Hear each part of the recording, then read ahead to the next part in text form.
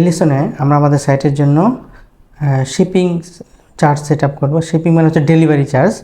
তো এই জন্য আমাদের এই সেট আপ বাটনটিতে ক্লিক করতে হবে।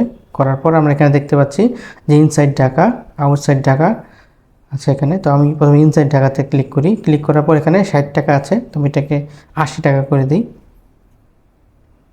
এবং আরেকটি আছে আউটসাইড ঢাকা, এটি 150 আছে, এটিকে 120 করে দিই। তো ইনসাইড এবং আউটসাইড ঢাকা দুটি আমি সিলেক্ট করলাম। আর সাবসিডি আছে, এটাকে ডিসেবল করে দিই, এটা দরকার নেই আপাতত, ডিসেবল করে দিলাম। করার পর আমি আমার সাইটে গিয়ে একটু দেখি যে কী অবস্থা।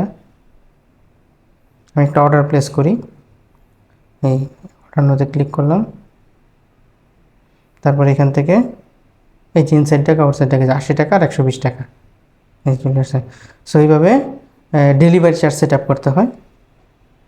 তো ডেলিভারি চার্জ সেট আপ করার পর আমাদের যে ফিনিশ সেট আপ, আমরা এখানে ক্লিক করব। তাহলে আমরা এই স্টেপটিও কমপ্লিট করলাম এবং এর পরের স্টেপে আমরা আমাদের সাইটে সার্ভার সাইড ট্র্যাকিং এবং সেট আপ করবো এবং সেই সাথে আমরা আমাদের ডোমেনটিও ভেরিফাই করব।